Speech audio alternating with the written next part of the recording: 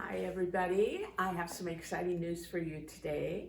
The recoloring of Sticks and Stones, my fabric design line that I did for Island Boutiques, has arrived, and the new colorway I just love.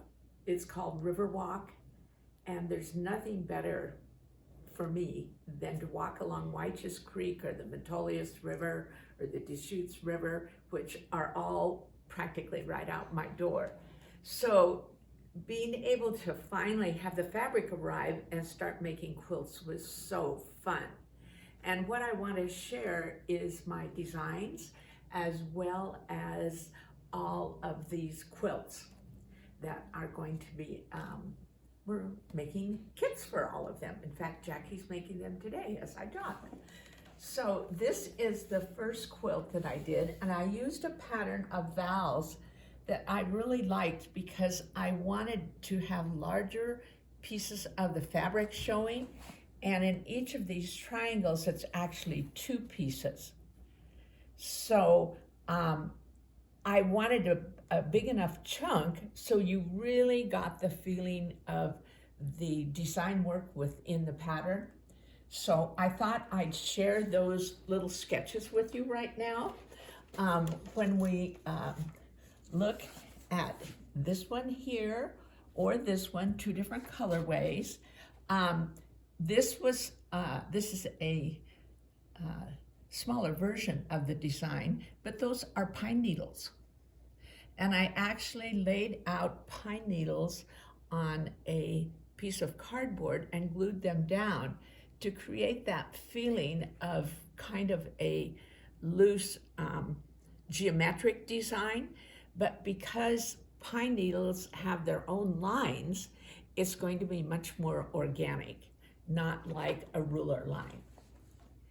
And then here is another pine needle design. You can tell I really like them. And we can see it right here.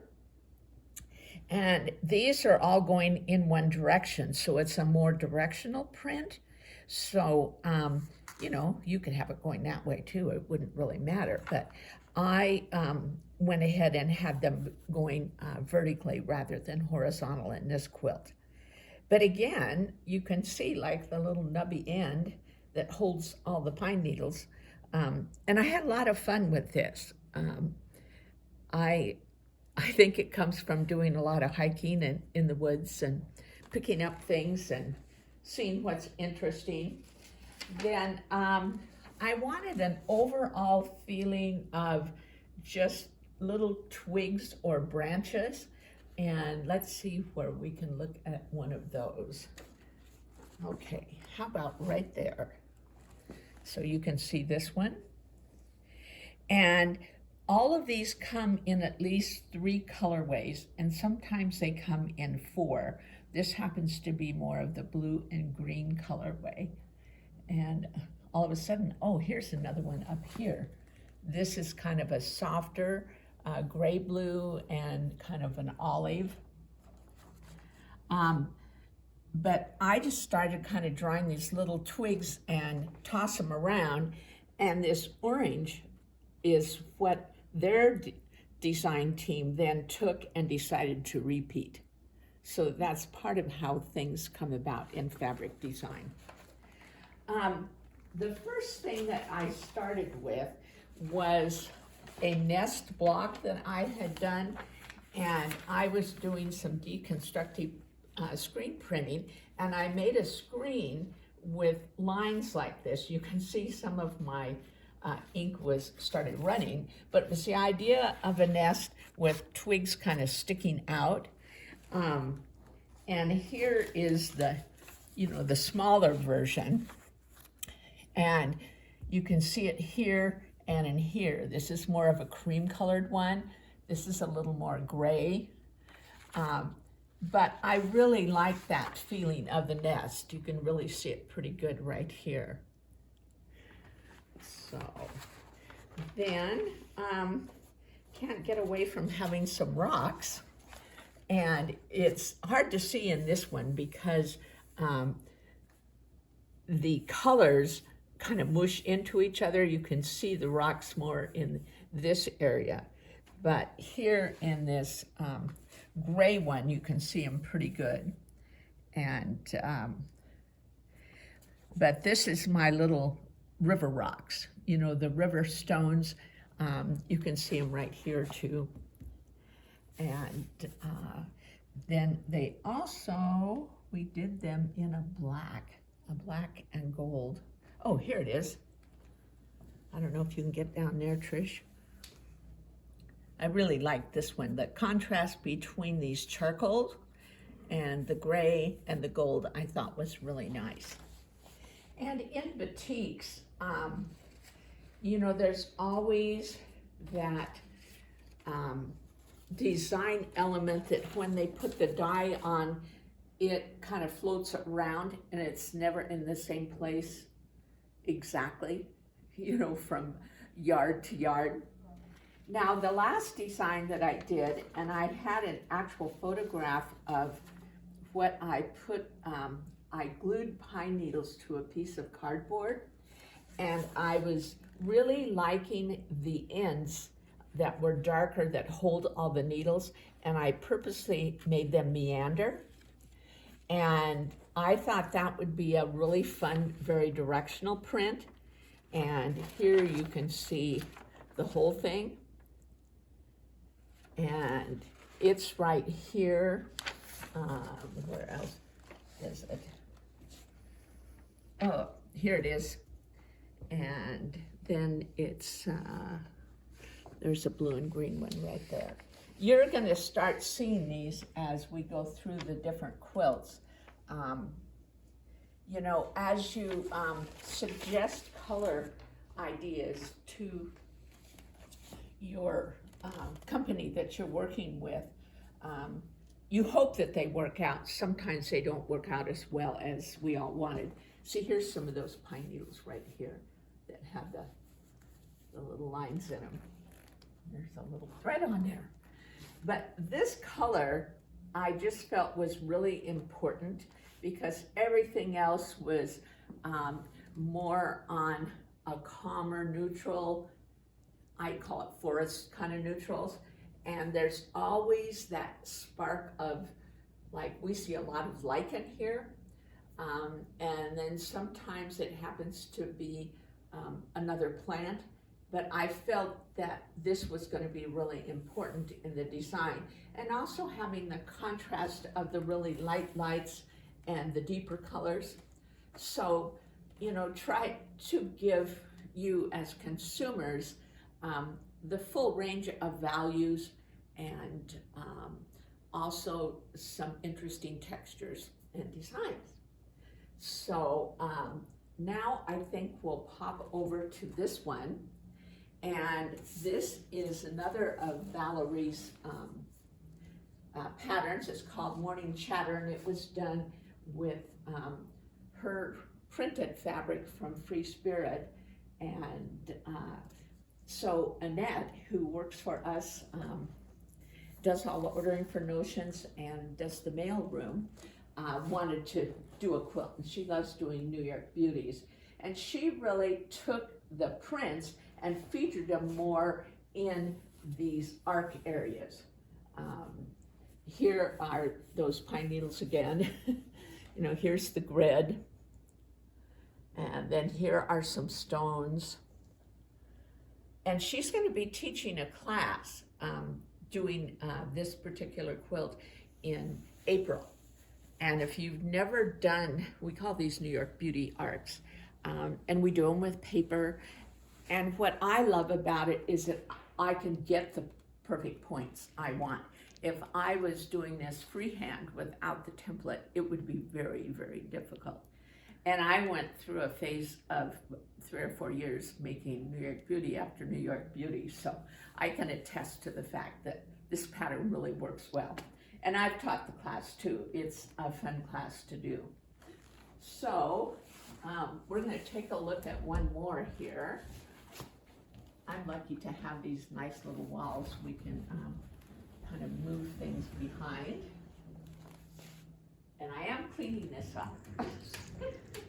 I'm in my January, February cleaning mode. This is a brand new pattern that we have, and because I made it out of the Riverwalk fabric, actually Diane Jaquia made it, but I then went ahead and put the pattern together, but it was a design that Val created years ago for a line of fabric that she did, and we'd never made it into a pattern. And it uses a jelly roll, and it uses everything in the jelly roll, and then there's 3 different kind of go with things. And so you can see there's the darker kind of grayish green, and then this one, you know, has a bit of aqua and green in it, and then the nice, this is called Silverado. But I really like how Diane decided to do the values and arrange things. You know, I think these whites are really good up in here. They kind of draw you in. And then positioning this white next to this kind of darker, almost black piece, both of them are better for it. So I think this quilt really kind of sings when you get away from it and can take a look at it. And it was fairly easy to make because these are rows. Like this is a row right here. So here's your row. So these go at an angle. We have a little template so you get this edge cut right. But you make this whole row. You have to lay it out though before you start, or else you could get yourself in a big messy puzzle, and we don't want that to happen. So what I'd like to do now is put up a couple more quilts for you to see, and I'll be right back. Okay, we're back with a quilt that Carla Alexander, who is from Saginaw Quilting, she lives in Salem, and that's her pattern company, and she's been doing patterns for years, and she's a fabulous teacher. And I loved her tree farm quilt pattern. So I said, if I send you fabric, and this was during COVID, and so John and I drove an hour toward Salem, and she drove an hour toward us, and we met in Detroit and opened up the back of my car, and she picked which yardage she wanted, and I, you know, snipped it and tore it off and sent her off with the yardage. So it was really fun when I got this back. She's played with values again, you know, a darker tree, a lighter tree, but everything is chopped up. You know, this is a bit busy for some people, but I think it has a very playful feeling, and it's the kind of thing that you could turn around if you wanted and make it smaller or larger, or you could make it into you could have a single block and just add maybe some more borders or something. So lots of things that you can do with this. And it was fun to see it. I didn't get to see it along the way. I just got to see it when she sent me the package and I had the moment of unveiling. So this last quilt I want to share with you is one that June Yeager, my sister, wanted to make a quilt, and she and I had found this pattern we really liked, and I'll let Tricia kind of come up and take a look at it. It's a free download from Art Gallery Fabrics, and so we followed this pattern exactly. And it is the Raffle quilt for Sisters Outdoor Quilt Show for this year. And June and I were pretty excited about that. I did all of the machine quilting of these background areas. June did the water, the blue part, and then I took over. And what I wanted to put in here were, I call them ghost trees, but after a forest fire, there's still branches left off the trees, and I like those shapes, and I think they're very interesting.